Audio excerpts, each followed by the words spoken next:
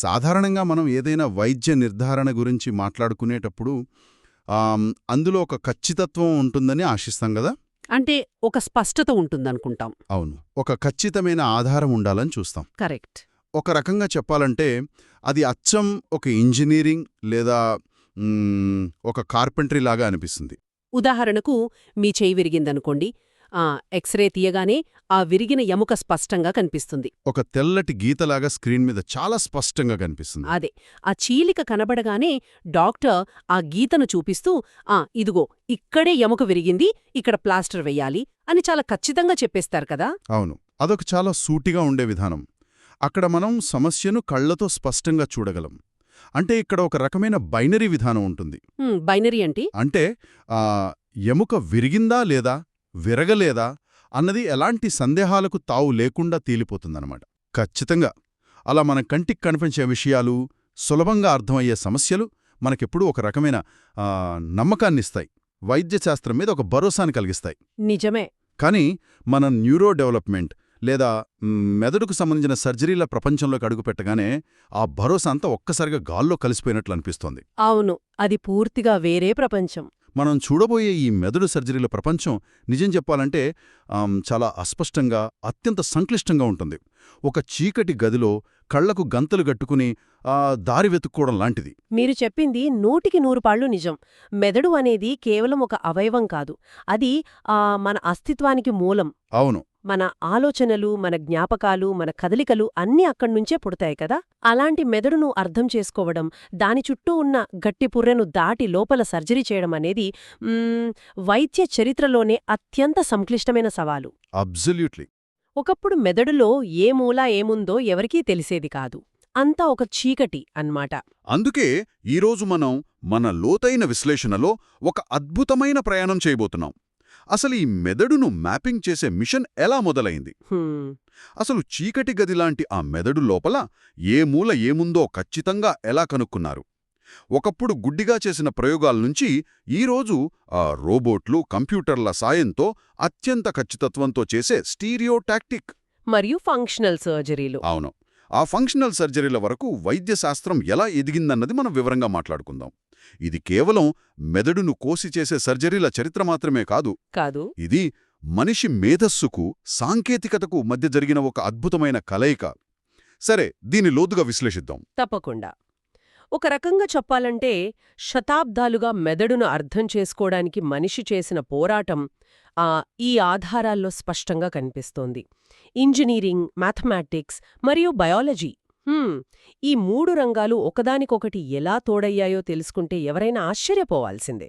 నాకు ముందుగా వచ్చే ఒక ప్రాథమికమైన సందేహం ఏంటంటే, ఒకప్పుడు మనుషులు మెదడును కేవలం ఒకే ఒక ముద్దగా, ఒక సింగిల్ ఆర్గన్గా భావించేవారు కదా. అవును, అంటే మెదడు అంతా కలిసి ఒకే పని చేస్తుందని అనుకునేవారు. అలాంటప్పుడు అందులో కుడి భాగం ఒక పని చేస్తుందని, ఎడమ భాగం ఇంకో పని చేస్తుందని, వెనుక భాగం చూపుని నియంత్రిస్తుందని, ఇలా వేర్వేరు భాగాలు వేర్వేరు పనులు చేస్తాయని అసలు ఎలా కనుక్కున్నారు? ఈ ఐడియా ఎక్కడ్నుంచొచ్చింది? ఒకప్పుడు మెదడు అంతా ఒకటే అనుకునేవారు. కానీ ఫ్రాన్సిస్ గాల్ అనే ఒక సైంటిస్టు మొదటిసారిగా ఈ ఆలోచనను మార్చాడు. అయితే ఆయన పేరు చెప్పగానే వైద్యలోకంలో చాలామందికి ఒక రకమైన చిరునవ్వు వస్తుంది. ఎందుకంటే ఆయన తీసుకొచ్చిన కాన్సెప్ట్ పేరు ఫ్రెనాలజీ.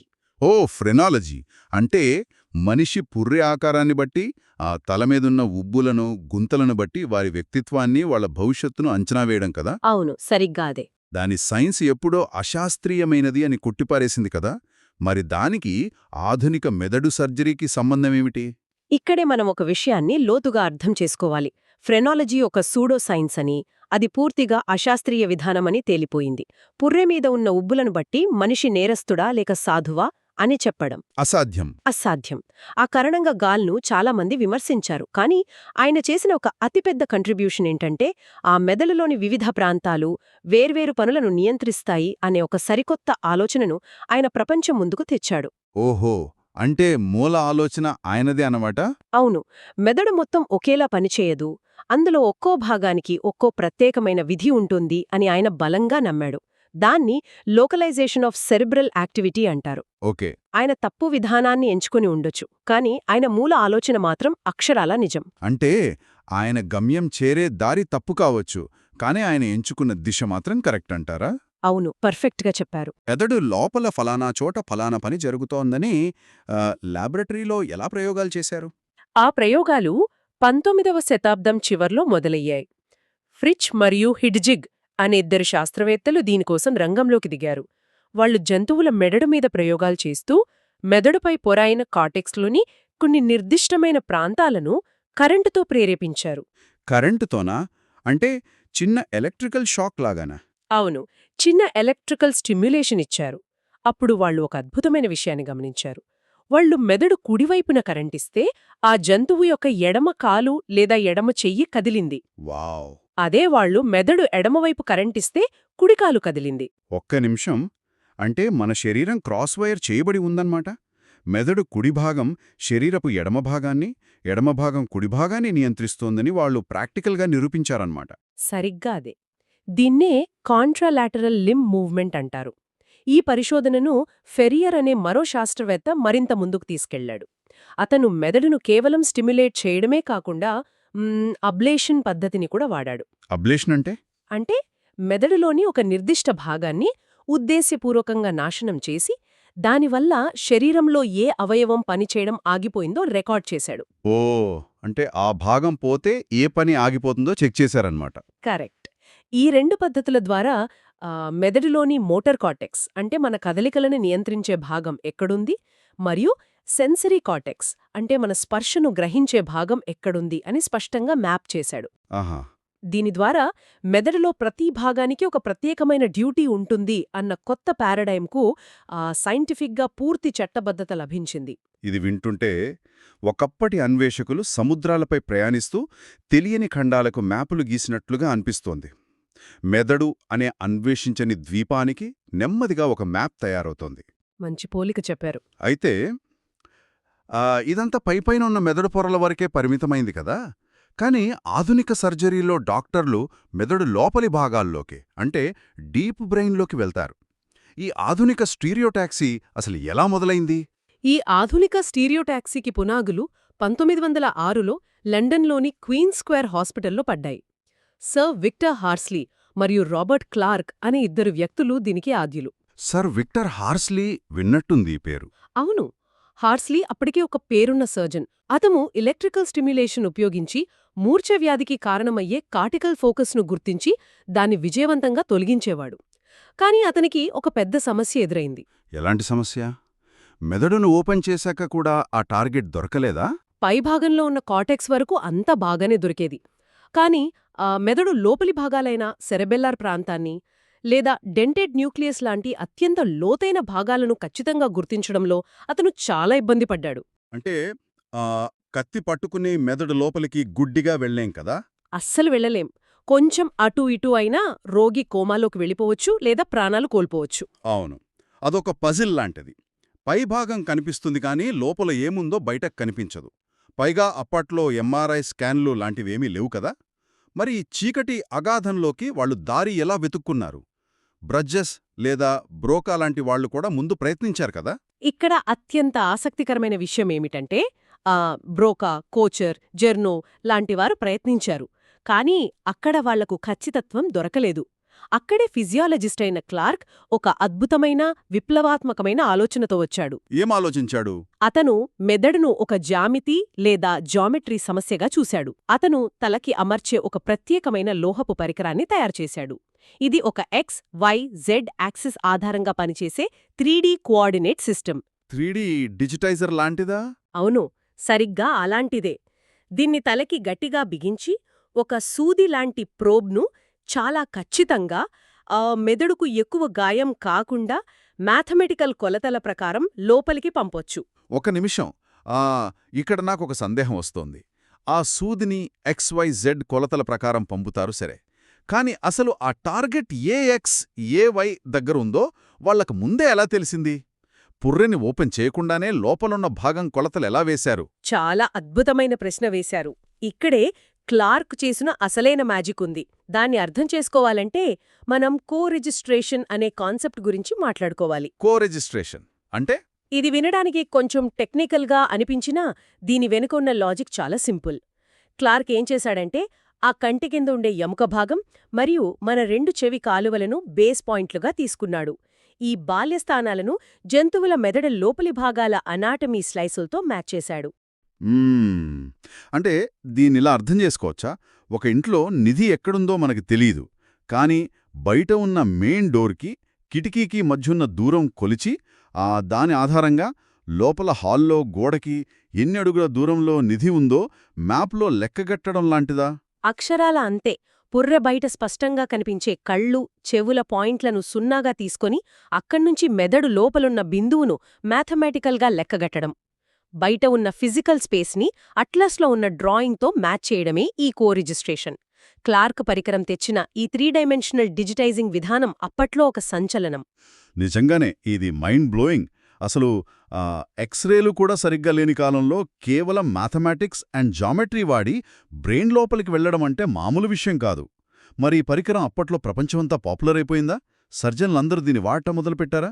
విచిత్రమేమిటంటే లేదు. లేదా? లేదు. 1909లో శాట్స్ అనే సర్జన్ ఈ పరికరాన్ని లండన్ నుంచి అమెరికాకు తీసుకెళ్లాడు. కాని అప్పట్లో ఎవరూ దీని పెద్దగా పట్టించుకోలేదు. ఈ అద్భుతమైన ఆవిష్కరణ కేవలం జంతువుల ప్రయోగాలకే పరిమితమై మరుగున పారిపోయింది. అదెలా జరుగుతుంది? ఇంత ఖచ్చితమైన నావిగేషన్ పరికరాన్ని మనుషులపై వాడటానికి ఎందుకు వెనుకాడారు? సర్జన్లకు దానిమీద నమ్మకం కుదరలేదా? నమ్మకం లేకపోవడం కాదు, అక్కడ ఒక ప్రాక్టికల్ ప్రాబ్లం వచ్చింది. అదే హ్యూమన్ ఎనాటమీలో ఉండే వైవిధ్యం. జంతువుల తలలు ఒకేలా ఉంటాయి కాబట్టి వాటికి గీసిన మ్యాప్ ఖచ్చితంగా సరిపోయింది. కాని మనుషులకొచ్చేసరికి మనందరి తలల పరిమాణాలు, పుర్రె ఆకారాలు ఒకేలా ఉండవు గదా? అవును. ఒకరి తల పెద్దగా ఉంటుంది, ఒకరి తల చిన్నగా ఉంటుంది. కరెక్ట్. కళ్లకు, చెవులకు మధ్య ఉండే దూరం మనిషికి మారిపోతుంది. ఓహ్, అర్థమైంది. కళ్ళు, చెవులకు ఆధారంగా కొలతలు తీసుకుంటే ఒక మనిషికి కరెక్ట్గా టార్గెట్కి చేరిన సూది ఇంకో మనిషికి వెళ్లాల్సిన దానికంటే 2 మిల్లీమీటర్లు పక్కకు వెళ్ళొచ్చు. మెదడులో 2 మిల్లీమీటర్లు పక్కకు వెళ్లడమంటే ఖచ్చితంగా విపత్తుకు దారితీసినట్లే. అవును, అది చాలా ప్రమాదం. అంటే బయటనుంచి తీసుకునే కొలతలు మనుషులకు పని చేయలేదన్నమాట. సరిగా పట్టుకున్నారు. బయట ఉన్న మైలురాళ్లు మనిషికి మారుతున్నాయి. అందుకే హార్స్లీ క్లార్క్ పరికరాన్ని క్లినికల్ యూజ్లోకి, అంటే నేరుగా మనుషుల మీద సర్జరీ చేయడానికి వాడలేకపోయారు. దీనికి పరిష్కారం కనుక్కోవడానికి దాదాపు 40 ఏళ్లు పట్టింది. 40 ఏళ్లా? అంటే 1940ల వరకు ఎవ్వరూ మనుషుల మెదడు లోపలికి ఖచ్చితమైన నావిగేషన్తో వెళ్లలేదా? ఈ సమస్యను చివరికి ఎవరు ఎలా పరిష్కరించారు? 1947లో స్పీగెల్ మరియు వైసిస్ అనే 2 పరిశోధకులు ఈ సమస్యకు ఒక అద్భుతమైన కానీ కొంచెం భయానకమైన పరిష్కారాన్ని కనుక్కున్నారు. భయానకమైనదా? అంటే? వాళ్ళు ఆలోచించిన విధానం ఏంటంటే, బయట ఉన్న కళ్ళు, చెవుల మీద ఆధారపడితే తప్పులొస్తున్నాయి కదా, అలాంటప్పుడు డైరెక్టుగా మెదడు లోపలున్న భాగాలనే బేస్ పాయింట్లుగా తీసుకుంటే ఎలా ఉంటుంది అని ఆలోచించారు. ఐడియా బాగానే ఉంది. కానీ లోపలున్న భాగాలను పుర్రె తెరవకుండా ఎలా చూస్తారు? దానికి వాళ్ళు న్యూమోఎన్సెఫలోగ్రఫీ అనే ఒక పద్ధతిని వాడారు. ఇది వినడానికి చాలా కఠినంగా ఉంటుంది. ఇందులో ఏం చేస్తారంటే, రోగి వెన్నుముక ద్వారా ఒక సూదిని పంపి మెదడు చుట్టూ ఉండే ద్రవాన్ని, అంటే సెరెబ్రోస్పైనల్ ఫ్లూయిడ్ని కొంత తీసేస్తారు. ఆ తీసేసిన ద్రవం ప్లేస్లో గాలిని పంపుతారు. మెదడిలోకి గాలినా? ఇది వింటుంటేనే చాలా భయంగా ఉంది. ఆ గాలి వల్ల నొప్పి రాదా? భయంకరమైన నొప్పి వస్తుంది. అప్పట్లో రోగులకు ఇది చాలా నరకప్రాయమైన అనుభవం. కాని ఆ గాలి పంపడం వల్ల ఒక ఉపయోగముంది. ఆ గాలి మెదడు లోపలున్న ఖాళీ ప్రదేశాల్లోకి, అంటే వెంట్రికల్స్లోకి వెళ్తుంది. ఆ తర్వాత ఎక్స్రే తీస్తే మెదడు కణజాలం కనిపించకపోయినా ఆ గాలి ఉన్న ప్రదేశాలు మాత్రం ఒక చీకటి గదిలో ఫ్లాష్ లైట్ వేసినట్లు స్పష్టంగా కనిపిస్తాయి. ఓహో, అంటే ఒక కాంట్రాస్ట్ లాగా పనిచేస్తుందన్నమాట. అవును. దీని ఆధారంగా చేసుకుని వారు మెదడు లోకల ఉన్న ఫొరామెన్ ఆఫ్ మన్రో మరియు పీనియల్ గ్లాండ్ అనే 2 ఖచ్చితమైన అంతర్గత బిందువులను ఎక్స్రేలో గుర్తించారు. వావ్, ఇది చాలా బ్రిలియంట్ మూవ్. పుర్ర సైజులతో, బయట ఉన్న కళ్ళు చెవులతో ఇక సంబంధం లేదు. నేరుగా మెదడు లోపలున్న బిందువుల నుంచే కొలతలు మొదలుపెట్టారన్నమాట. అవును. ఆ 2 బిందువులను బేస్ చేసుకుని వాళ్లు మనుషుల కోసం మొట్టమొదటి స్టీరియోటాక్టిక్ ఫ్రేమ్ను తయారుచేశారు. దీన్ని తలకి బిగించి ఆ ఎక్స్రే ఆధారంగా ఖచ్చితమైన కొలతలతో టార్గెట్ని చేరుకున్నారు. దీన్ని నేను ఒక నిర్మాణ రంగంతో పోల్చాలనుకుంటున్నాను. ఒక పాత భవనాన్ని బాగు చేయాలి అంటే బయట నుంచి గోడలకి ఒక పరంజా లేదా స్కాఫోల్డింగ్ కడతారు కదా. దాని మీద నిలబడి ఖచ్చితంగా ఎక్కడ రిపేర్ చేయాలో అక్కడ చేస్తారు. వీళ్లు చేసింది కూడా అంతే. మనిషి తలకి ఒక ఇనుప పరంజా కట్టి ఆ పరంజా ఆధారంగా లోపల ఎక్కడ ఆపరేషన్ చేయాలో లెక్కలు వేసుకున్నారు. నేను ఊహించుకుంటున్నది కరెక్టేనా? మీ పోలిక 100కి 100 పాళ్లు కరెక్టు. అచ్చంగా ఒక పరంజాలాగానే ఆ ఫ్రేమ్ పనిచేస్తుంది. వాళ్ళు ఈ ప్రయోగాలు చేయడానికి ఒక బలమైన కారణం కూడా ఉంది. ఏంటది? అప్పట్లో అంటే 40ల్లో మానసిక వ్యాధులకు అంటే తీవ్రమైన డిప్రెషన్ లేదా సైజోఫ్రీనియా లాంటి వ్యాధులకు ఫ్రంటల్ ల్యూకోటమీ అనే చాలా క్రూరమైన సర్జరీ చేసేవారు. ఫ్రంటల్ ల్యూకోటమీనా? విన్నట్టున్నాను. అవును. అంటే కంటి పైనుంచి ఒక పరికరాన్ని పంపి మెదడు ముందు భాగాన్ని బాగా దెబ్బతీసేవారు. దీనివల్ల రోగులు ఎమోషన్స్ కోల్పోయి ఒక రాయిలా మారిపోయేవారు. దానికి ప్రత్యామ్నాయంగా మొత్తం మెదడును నాశనం చేయకుండా కేవలం థలామస్ లాంటి చిన్న భాగాన్ని మాత్రమే చాలా ఖచ్చితత్వంతో తొలగించి రోగులకు తక్కువ నష్టం కలిగించడం వాళ్ళ లక్ష్యం. దీన్నే థాలమిక్ అబ్లేషన్స్ అంటారు. ఆ భయంకరమైన సర్జరీతో పోలిస్తే ఈ పరంజా లేదా ఫ్రేమ్ విధానం చాలా సేఫ్ అన్నమాట. మరి వీళ్ల తర్వాత ఈ ఫ్రేమ్ల టెక్నాలజీ అక్కడే ఆగిపోయిందా లేక మరింత అభివృద్ధి చెందిందా? అక్కడితో ఎందుకాగుతోంది? అదొక తుఫానులా ప్రపంచమంతటా విస్తరించింది. స్పీగెల్ మరియు వైసిస్ స్ఫూర్తితో యూరప్ మరియు అమెరికా అంతటా ఉన్న ఎంతోమంది సర్జన్లు రకరకాల ఎంతో తెలివైన ఫ్రేమ్లను డిజైన్ చేశారు. అంటే ఒక రకమైన ఫ్రేమ్ల యుగం మొదలైందన్నమాట. అవును. లెక్సెల్, రిచర్డ్, ముండింగర్, తలైరాజ్, నారబయాషి లాంటి ఎంతోమంది ప్రతిభావంతులు ఇందులో పనిచేశారు. వాళ్లు వందలాది కొత్త పరికరాలను తయారుచేశారు. వీళ్లందర్లో ఎవరిదైనా ఒకరి ఫ్రేమ్ చాలా ప్రత్యేకంగా నిలబడిందా? లార్స్ లెక్సెల్ రూపొందించిన ఫ్రేమ్ చాలా ప్రత్యేకమైనది మరియు అత్యంత విజయవంతమైనది. అతను ఒక ముఖ్యమైన సమస్యను పరిష్కరించాడు. ఏ సమస్య? సాధారణంగా మనం ఎక్స్రే తీసినప్పుడు కిరణాలు ఒక పాయింట్ నుంచి బయటకొచ్చి వ్యాపిస్తాయి. దీనివల్ల ఇమేజ్లో కొలతలు కొంచెం వంకరగా లేదా అసలు సైజ్ కంటే పెద్దవిగా వస్తాయి. మీరు దగ్గరగా ఉన్న వస్తువు ఫోటో తీస్తే అది పెద్దగా కనిపిస్తుంది కదా, అచ్చం అలాగేనా? కరెక్ట్. దీన్నే మెడికల్ టర్మినాలజీలో రేడియోలాజికల్ పారలాక్స్ అంటారు. అవును, ఫోటోలో ఉన్నదానికి రియాలిటీకి ఖచ్చితంగా తేడా ఉంటుంది. మరి ఆ తేడాతో సర్జరీ చేస్తే తప్పు జరుగుతుంది కదా, దాన్ని ఎలా కరెక్ట్ చేశారు? దాన్ని కరెక్ట్ చేయడానికి లెక్సెల్ ఒక స్పైరల్ రేఖాచిత్రాన్ని లేదా స్పైరల్ డయాగ్రామ్ని రూపొందించాడు. ఇది ఒక సంక్లిష్టమైన మ్యాథమెటికల్ చార్ట్. ఎక్స్రేలో ఉన్న కొలతను వాస్తవ కొలతతో ఈ చార్ట్ ద్వారా అడ్జస్ట్ చేసేవారు. ఓహో. ఆ చార్ట్ని, ఆ మ్యాథ్స్ని అర్థం చేసుకోగలిగిన కొంతమంది సర్జన్లు మాత్రమే అప్పట్లో ట్యూమర్లను సులభంగా చేరుకోగలిగేవారు. ఇది వింటుంటే నాకొక విషయం అనిపిస్తోంది. క్యాలిక్యులేటర్లు, కంప్యూటర్లు లేని కాలంలో కేవలం పేపర్, పెన్ పట్టుకుని పెద్ద పెద్ద మ్యాథ్స్ ఈక్వేషన్ సాల్వ్ చేస్తూ అపోలో మిషన్ను చంద్రుడిపైకి పంపారు కదా. అవును అవును. ఈ సర్జన్లు కూడా అదే చేశారు. మనిషి మెదడు లాంటి సంక్లిష్టమైన అవయవంలోకి కేవలం జామెట్రీ, ఆల్జీబ్రా ఆధారంగా మాన్యువల్గా లెక్కలు వేసుకుంటూ వెళ్లారు. Really amazing. మరి ఈ కష్టాలన్నీ కంప్యూటర్లు వచ్చాక తీరిపోయాయా? ఈ రంగంలో కంప్యూటర్ల ప్రవేశం ఎప్పుడు జరిగింది? 1979 ఈ చరిత్రలో ఒక అతిపెద్ద టర్నింగ్ పాయింట్. అప్పుడే సిటీ స్కాన్ మరియు ఎంఆర్ఐలు అందుబాటులోకొచ్చాయి. వావ్! అంటే ఇమేజింగ్ రంగంలో విప్లవం. అవును. అప్పటివరకు కేవలం గాలితో నింపిన ఎక్స్రేలు చూస్తూ చీకట్లో వెతుకుతున్నట్లున్న న్యూరోసర్జన్లకు ఒక్కసారిగా ఒక పెద్ద ఫ్లాష్ లైట్ దొరికినట్లయింది. ఈ స్కాన్ల ద్వారా మెదడు లోపల ఉన్న ట్యూమర్లను, రక్తనాళాలను చాలా సులభంగా 3Dలో స్పష్టంగా చూడగలిగారు. అంటే ఇక మాన్యువల్గా లెక్కలు వేసుకోవాల్సిన అవసరం లేకుండా పోయిందన్నమాట.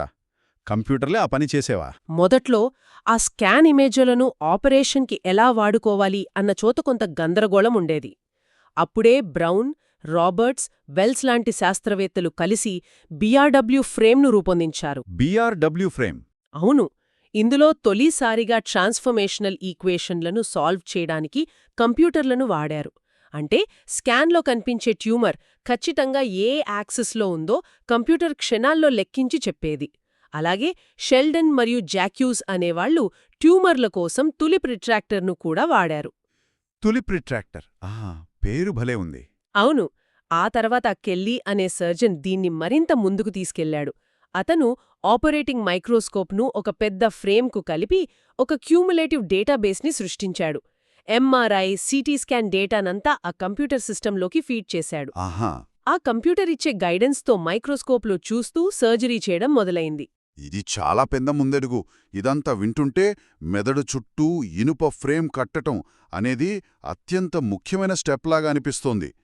కానీ ప్రాక్టికల్గా ఆలోచిస్తే ఆపరేషన్ టేబుల్ మీదున్న రోగి తలకి స్క్రూలతో ఒక పెద్ద ఇనుప చట్రాన్ని బిగించడం అనేది రోగికి చాలా ఇబ్బందికరంగా, భయానకంగా ఉంటుంది కదా.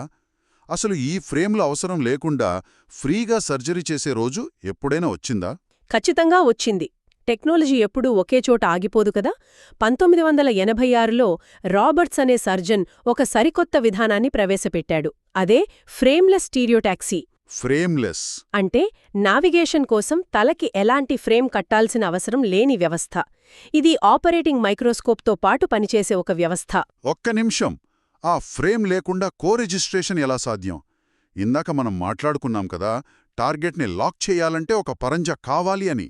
ఇప్పుడు ఆ పరంజానే తీసేస్తే సర్జన్ చేతిలో ఉన్న కత్తి ఖచ్చితంగా ఎక్కడికి వెళ్తోందో ఎలా తెలుస్తుంది? ఇక్కడే టెక్నాలజీ ఒక మ్యాజిక్ చేసింది. ఫ్రేమ్కి బదులుగా నాన్ కాంటాక్ట్ డిజిటైజర్లొచ్చాయి. అంటే భౌతికంగా తలకి ఏమీ తగలకుండానే సోనిక్ తరంగాలు అంటే ధ్వని తరంగాలు, లేదా ఆప్టికల్ కెమెరాలు, లేదా ఎలక్ట్రోమాగ్నెటిక్ సెన్సర్లను ఉపయోగించి ఆపరేషన్ థియేటర్ గాల్లోనే ఒక అదృశ్యమైన 3D కోఆర్డినేట్ స్పేస్ను క్రియేట్ చేశారు. ఇందాకొక ఫిగర్ కూడా ఉంది సోనిక్ డిజిటైజర్ది. Dartmouth sonic digitizer, correct. గాల్లోనే అదృశ్యమైన మ్యాప్. ఇది అచ్చం సైన్స్ ఫిక్షన్ మూవీలా ఉంది. దీన్ని కొంచెం వివరంగా చెప్పగలరా? తప్పకుండా. ఉదాహరణకు సోనిక్ డిజిటైజర్ తీసుకుందాం. సర్జన్ చేతిలో ఉన్న మైక్రోస్కోప్కి లేదా మెకానికల్ ఆర్మ్కి చిన్న చిన్న మైక్రోఫోన్లు లాంటివి ఉంటాయి. అవి ధ్వని తరంగాలను వదులుతుంటాయి. ఓకే. గదిలో ఉన్న రిసీవర్లు ఆ శబ్దాన్ని గ్రహించి ఆ పరికరం ఖచ్చితంగా ఏ యాంగిల్లో ఎంత లోతులో ఉందో సెకన్కి 100 సార్లు కంప్యూటర్కి చెప్తుంటాయి. వావ్! ఆ డేటాని ముందే తీసిన ఎంఆర్ఐ స్కాన్తో మ్యాచ్ చేసి స్క్రీన్ మీద ఒక యానిమేషన్ లాగా చూపిస్తాయి. దీనివల్ల సర్జన్ తన పరికరం మెదడులో ఎక్కడుందో కళ్ల ముందు స్పష్టంగా చూడగలుగుతాడు.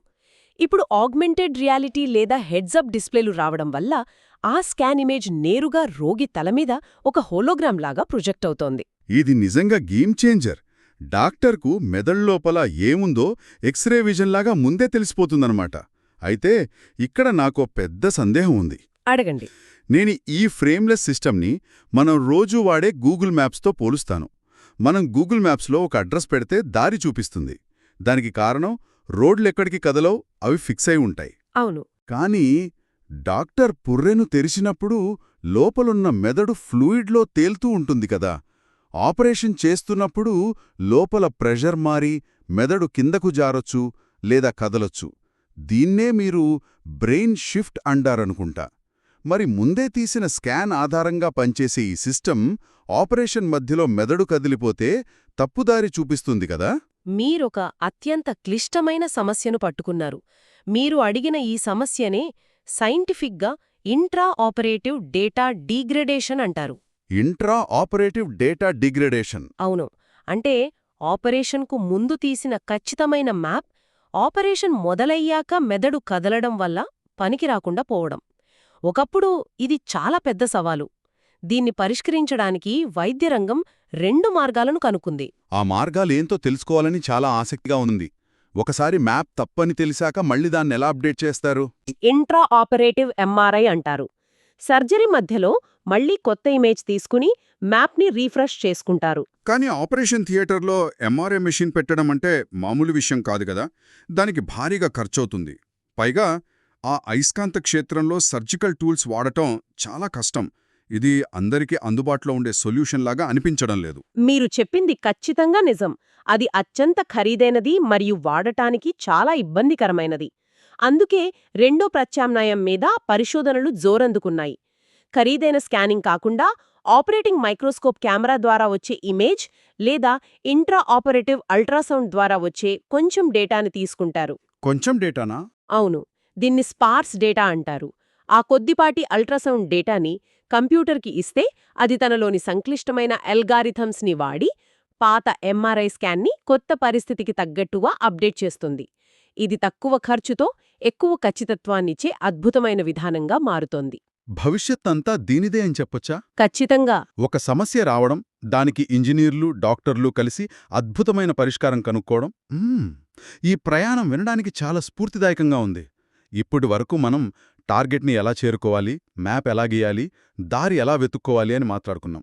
సరే, ఇంత కష్టపడి టార్గెట్ని చేరుకున్నాం అనుకుందాం. అక్కడ ఒక ట్యూమర్ ఉంటే దాన్ని కత్తితో కోసి తీసేస్తారు. కానీ మూర్ఛావ్యాధి, పార్కిన్సన్స్ లాంటి ఇతర సమస్యలకు అక్కడ ఎలాంటి సాధనాలు లేదా టూల్స్ వాడతారు? అక్కడ ఏం చేస్తారు? దీనికోసం మనం మళ్ళీ ఒకసారి ఫ్లాష్ బ్యాక్కి వెళ్ళాలి. 1906లో మనం మాట్లాడుకున్న హార్స్లీ మరియు క్లార్క్ కేవలం ఫ్రేమ్ను మాత్రమే తయారు చేయలేదు. వాళ్ళు మెదడులోని నిర్దిష్ట భాగాలను ఎలా నియంత్రించాలో కూడా ఆలోచించారు. ఓహో, అంటే వాళ్లే సాధనాలు కూడా తయారు చేశారా? అవును, వాళ్ళు ఎలక్ట్రికల్ స్టిమ్యులేషన్తో కరెంట్ పంపడానికి లేదా ఎలక్ట్రాలసిస్ ద్వారా అక్కడి కణాలను నాశనం చేయడానికి కొన్ని ప్రత్యేకమైన సూదులను కూడా తయారు చేశారు. ఆ తర్వాత ఈ సాధనాలు, అంటే మెదడు లోపల ఆపరేషన్ చేసే టూల్స్ ఎలా మారాయి? ఆ తర్వాత ఎఫెక్టర్ టెక్నాలజీలు, అంటే కణాల మీద ప్రభావం చూపించే టెక్నాలజీలు చాలా ఆశ్చర్యకరమైన మార్పులు చెందాయి. మొదట్లో చాలా రకాల ప్రయోగాలు చేశారు. ఎనోడల్ ఎలక్ట్రాలిసిస్ వాడేవారు. ఆ తర్వాత మెదడు లోపలికి ఆల్కహాల్ ఇంజెక్షన్లు ఇవ్వడం ద్వారా కణాలను చంపడానికి ప్రయత్నించారు. ఆల్కహాల్ ఇంజెక్షన్లా? అవును. అలాగే తిరుగే వైర్లూపులతో కణజాలాన్ని కట్ చేయడమో, లిక్విడ్ నైట్రోజన్తో కూడిన క్రయోప్రోబ్స్ వాడి విపరీతమైన చలితో కణాలను గడ్డకట్టించి చంపడం, ఇట్రియం లాంటి రేడియోధర్మిక ఐసోటోపులను వాడటం, ఇలా ఎన్నో పద్ధతులు ప్రయత్నించారు. వింటుంటేనే కొంచెం భయంగా ఉంది. ఆల్కహాల్ పంపడం, లిక్విడ్ నైట్రోజన్ వాడటం, ఇదంతా వింటుంటే ఏదో ఒక పద్ధతి పనిచేయకపోతుందన్నట్లు ట్రయల్ అండ్ ఎర్రర్ లాగా ప్రయోగాలు చేసినట్లు అనిపిస్తోంది. ప్రస్తుతం ఎలాంటి విధానం వాడుతున్నారు? అవును, అప్పట్లో అదొక ట్రయల్ అండ్ ఎర్రర్ ఫేజ్ లాంటిదే. అవన్నీ వాడి చూశాక రోగి భద్రత, ఖచ్చితత్వం, డాక్టర్లకు సులభంగా వాడే వీలు, ఖర్చు, ఇలా అన్ని విషయాలను దృష్టిలో పెట్టుకుని నేడు ఉష్ణోగ్రతను పర్యవేక్షించే రేడియో ఫ్రీక్వెన్సీ వ్యవస్థల వాడకాన్ని దాదాపు అందరూ పాటిస్తున్నారు. రేడియో ఫ్రీక్వెన్సీనా? అది ఎలా పనిచేస్తోంది? ఇందులో ఒక చిన్న ప్రోబ్ని లోపలికి పంపి రేడియో తరంగాల ద్వారా ఖచ్చితంగా ఎంత వేడి కావాలో అంత వేడిని పుట్టించి కేవలం ఆ ఒక్క చిన్న టార్గెట్ కణజాలాన్ని మాత్రమే కాల్చేస్తారు. ఇది చాలా సేఫ్ మరియు అత్యంత ఖచ్చితంగా పనిచేస్తోంది. అంటే వేడితో అనవసర కణాలను కాల్చేస్తారన్నమాట. చాలా సింపుల్ అండ్ ఎఫెక్టివ్. అయితే ఈ మధ్య ఒక కొత్త పద్ధతి గురించి విన్నాను. పుర్రెను కోయకుండా, అసలు రక్తం చుక్క లేకుండా రేడియేషన్తో ట్రీట్మెంట్ చేసే విధానం కూడా ఉందని. అదెలా సాధ్యం? రేడియేషన్ ఇస్తే మెదడు మొత్తం కాలిపోదా? ఇక్కడే ఇందాక మనం చెప్పుకున్న లెక్సెల్ తీసుకొచ్చిన అతిపెద్ద విప్లవం గురించి మాట్లాడుకోవాలి. అతను కేవలం ఫ్రేమ్ తయారు చేసి ఊరుకోలేదు. ఆ స్టీరియోటాక్టిక్ ఫ్రేమ్ను అయోనైజింగ్ రేడియేషన్తో కలిపితే ఎలా ఉంటుందని ఆలోచించాడు. వావ్! 2 అడ్వాన్స్డ్ టెక్నాలజీలను కలిపాడన్నమాట. అవును. మొదట్లో అతను ప్రాటాన్ బీమ్తో ప్రయోగాలు చేశాడు. ఆ తర్వాత కోబాల్ట్ 60 సోర్సెస్ను ఉపయోగించి ఒక వినూత్నమైన డిజైన్ చేశాడు. ఆ డిజైన్ ఎలా ఉంటుందో శ్రోతలకు కొంచెం విజువల్గా అర్థమయ్యేలా చెప్పగలరా? తప్పకుండా. ఊహించుకోండి, ఒక పెద్ద హెల్మెట్ లాంటి నిర్మాణం ఉంది.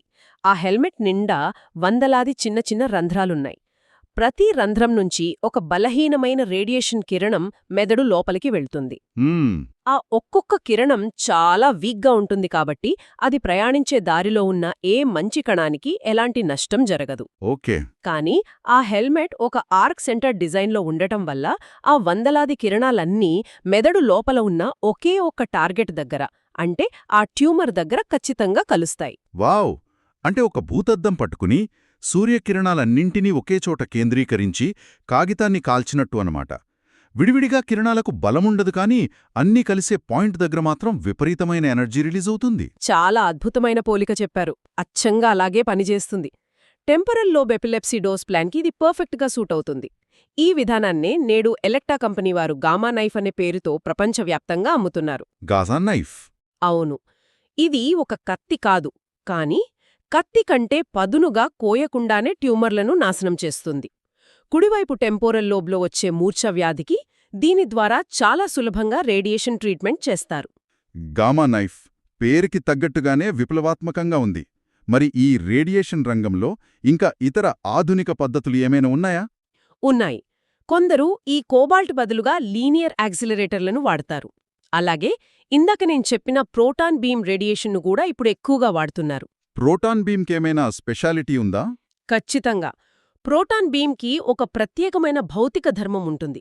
అది లక్ష్యాన్ని చేరుకునే వరకు తన ఎనర్జీని అస్సలు బయటకు వదలదు. ఖచ్చితంగా ట్యూమర్ దగ్గరకు వెళ్ళాక మాత్రమే తన పూర్తి శక్తిని ఒకేసారి పేలుడులాగా విడుదల చేస్తుంది. అంటే ఒక టైం బాంబ్ లాగా కరెక్ట్గా టార్గెట్ దగ్గరికి వెళ్ళాక బ్లాస్ట్ అవుతుందన్నమాట. సరిగ్గా చెప్పారు. ఫిజిక్స్లో ఈ మ్యాజిక్ పాయింట్నే బ్రాగ్ పీక్ అంటారు. Brag peak. అవును. దీనివల్ల ట్యూమర్దు వెనుక ఉన్న ఏ ఆరోగ్యకరమైన కణాలకు నష్టం జరగదు. కాని దీనికయ్యే ఖర్చు చాలా చాలా ఎక్కువ. ఆ మెషీన్ను చాలా పెద్దగా ఉంటాయి కాబట్టి ఇది ప్రపంచవ్యాప్తంగా అన్ని చోట్ల అందుబాటులో లేదు. వాడకం తక్కువే అని చెప్పాలి. ఇప్పటివరకు మనం మాట్లాడుకున్నవన్నీ వింటుంటే మెదడులో కణాలను రేడియో ఫ్రీక్వెన్సీతో కాల్చేయడం లేదా రేడియేషన్తో నాశనం చేయడం గురించే ఉన్నాయి కదా. ఇవన్నీ వినడానికి కొంచెం భయంకరంగానే ఉన్నాయి. అసలు ఆ కణాలను నాశనం చేయకుండా వాటిని బ్రతికించి బాగుచేసే పద్ధతులేమీ రానేదా? వచ్చాయి. ఇక్కడే ఫంక్షనల్ న్యూరోసర్జరీ ఒక కొత్త సువర్ణశకంలోకి అడుగుపెట్టింది. దీన్నే మనం న్యూరోమాడ్యులేషన్ అంటాము. న్యూరోమాడ్యులేషన్. అవును. దీని అర్థమేంటంటే మెదడులోని ఒక భాగాన్ని కాల్చేయడం లేదా నాశనం చేయడం కాకుండా దాన్ని శాశ్వతంగా అలాగే ఉంచి చిన్న చిన్న విద్యుత్ సంకేతాలతో దాని పనితీరును మార్చడం లేదా నియంత్రించడం. ఓహో.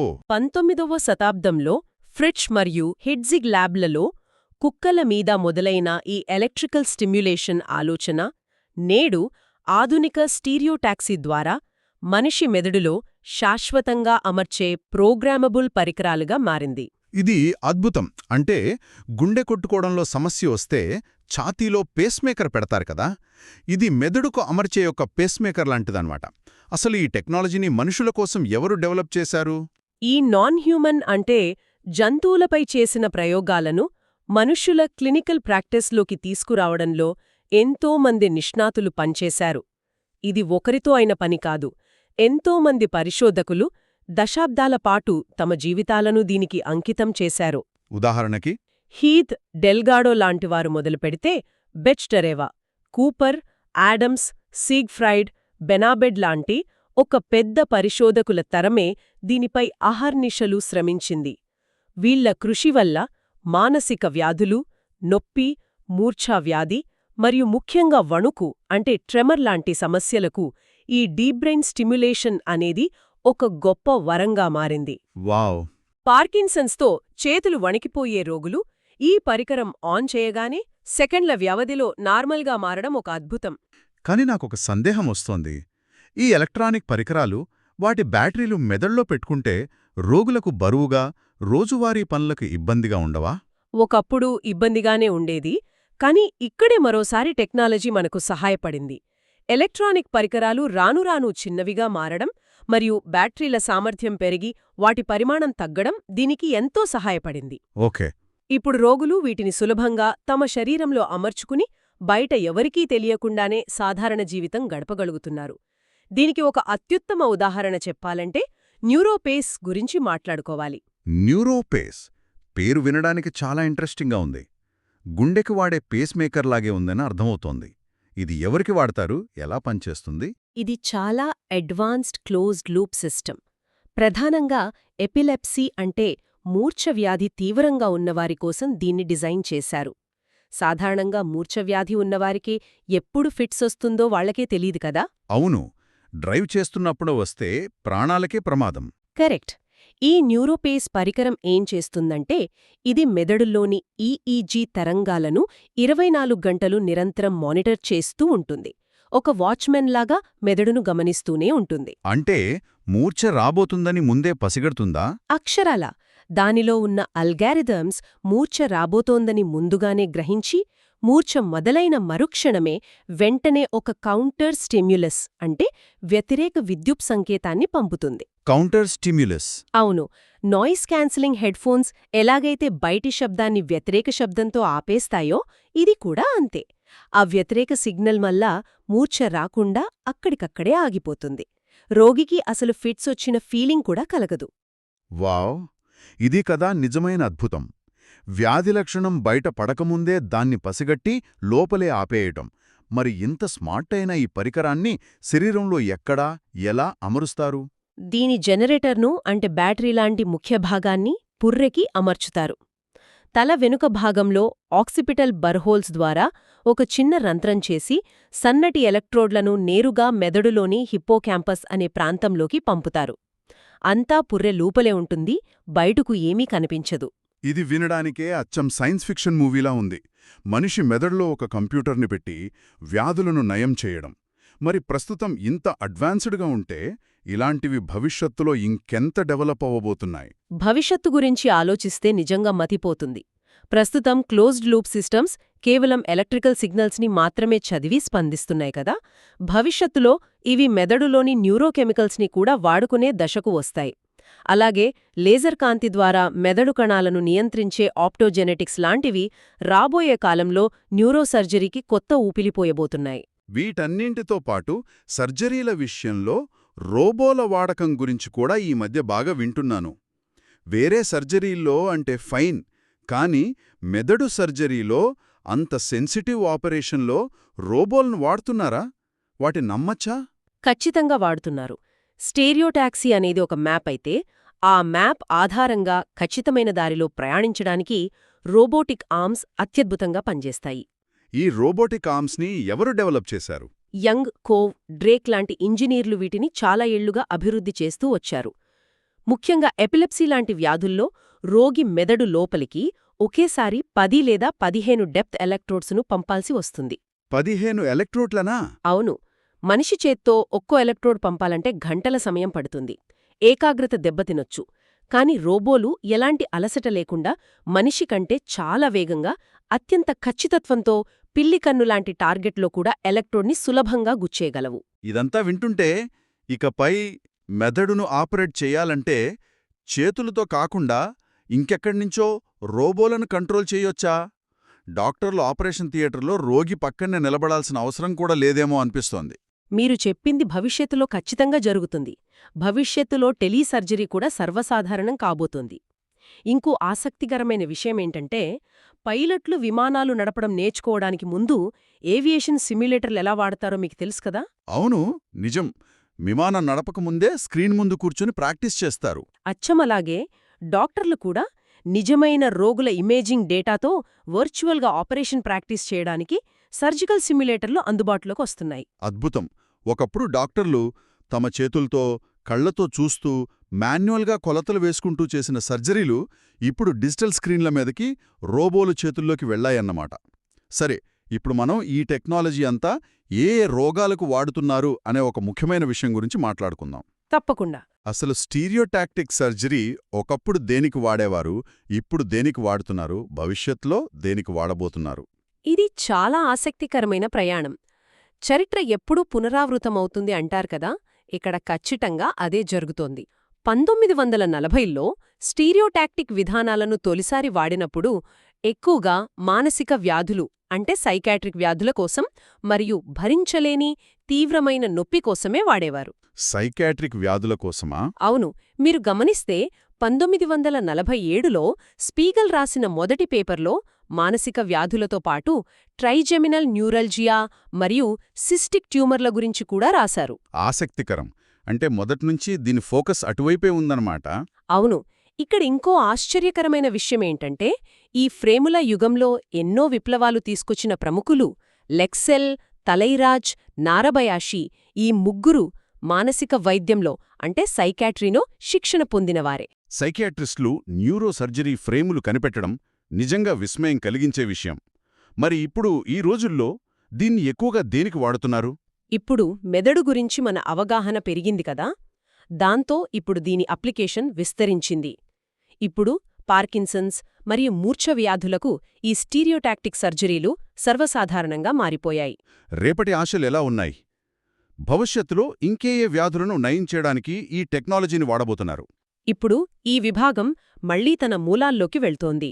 రేపటి ఆశలు చూస్తే తీవ్రమైన తలనొప్పి, ఈటింగ్ డిజార్డర్స్, వ్యసనాలు అంటే అడిక్షన్, కోమా లేదా వెజిటేటివ్ స్టేట్లో ఉన్న రోగులు, జ్ఞాపకశక్తి సమస్యలు, చివరికి మనుషులను మెషీన్లతో కలిపే బ్రెయిన్ మెషిన్ ఇంటర్ఫేస్ వరకు ఎన్నో కొత్త రంగాలు తెరుచుకుంటున్నాయి. నిజంగా ఇదొక మల్టీ డిసిప్లినరీ ఫీల్డ్ లాగా ఉంది. అసలు ఈ స్పెషాలిటీకి వైద్య రంగంలో ఒక ప్రత్యేకమైన గుర్తింపంటూ ఉందా? ఉందండి. ఈ విభాగానికి ఒక ద్వంద్వ గుర్తింపు లేదా డ్యూయల్ ఐడెంటిటీ ఉంది. ఒకవైపు ఇది పూర్తిగా గణిత శాస్త్రంపై అంటే జామెట్రీ, ఆల్జీబ్రాపై ఆధారపడి ఉంటుంది.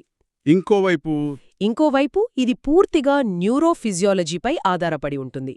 మీకు తెలుసో లేదో, ఒకప్పుడు ఈ స్పెషాలిటీకి సంబంధించిన ప్రముఖ జర్నల్ పేరు అప్లైడ్ న్యూరోఫిజియాలజీ. గణితం మరియు జీవశాస్త్రం కలిసి మనిషి మెదడుకు చికిత్స చేస్తున్నాయన్నమాట. అయితే ఇక్కడ నాకో ఆలోచన వస్తోంది. చెప్పండి. ఇందాక మీరు మత్తు పదార్థాల వ్యసనం మరియు మానసిక వ్యాధులకు చికిత్స చేయడం గురించి చెప్పారు. ఇవన్నీ వినడానికి ఆశాజనకంగా ఉన్నా కొంచెం భయం కూడా వేస్తుంది. ఎందుకంటే మనం ఒక మనిషి ఆలోచనా విధానాన్ని యంత్రాలతో కంట్రోల్ చేస్తున్నాం కదా. మీరొక అత్యంత కీలకమైన పాయింట్ని టచ్ చేశారు. నిష్పాక్షికంగా చూస్తే ఈ కొత్త ఆవిష్కరణలు ముఖ్యంగా సైకియాట్రిక్ వ్యాధులకు చికిత్స చేయడమనేది సామాజికంగా మరియు నైతికంగా సరికొత్త సవాళ్లను విసురుతోంది. అవును, నైతిక బాధ్యత అనేది చాలా ముఖ్యం కదా ఇక్కడ. ఖచ్చితంగా. ఈ ఆధారాలలో స్పష్టంగా చెప్పినట్లుగా ఈ నైతిక సవాళ్లు అనేవి ఎప్పుడూ టెక్నాలజీతో పాటే ప్రయాణిస్తాయి. ఒక మనిషి మూడ్ని ఒక మిషన్ ద్వారా కంట్రోల్ చేయడం ఎంతవరకు కరెక్ట్ అనేది మనం ఆలోచించుకోవాల్సిన విషయం. వావ్, ఇది నిజంగా లోతుగా ఆలోచించాల్సిన విషయమే. 100 సంవత్సరాల క్రితం ఒక మెదడును అర్థం చేసుకోవడానికి ఒక ఫ్రేమ్తో మొదలైన ప్రయాణం ఈరోజు వైర్లెస్ కంప్యూటర్ నావిగేషన్ వరకు ఎలా చేరుకుందో వింటుంటే చాలా అద్భుతంగా ఉంది. మన ఈనాటి లోతైన విశ్లేషణ శ్రోతలకు ఎంతగానో ఉపయోగపడిందని నేను ఖచ్చితంగా నమ్ముతున్నాను. ఖచ్చితంగా.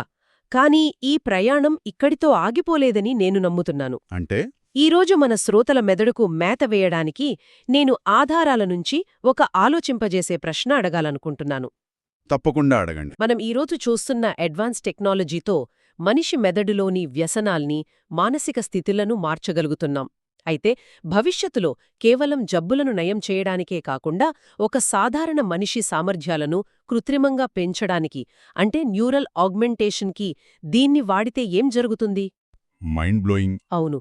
అప్పుడు మనిషికి, యంత్రానికి మధ్య ఉన్న గీత ఎక్కడ చెరిగిపోతుంది? ఇది మీరే ఆలోచించండి. ఇది నిజంగా ఆలోచించాల్సిన ప్రశ్నే. మన ఈ లోతైన విశ్లేషణలో పాల్గొని ఇంత అద్భుతమైన సమాచారాన్ని అందించినందుకు ధన్యవాదాలు. మళ్ళీ ఇంకో అంశంతో తదుపరి విశ్లేషణలో కలుద్దాం. ధన్యవాదాలు. అందరికీ నమస్కారం.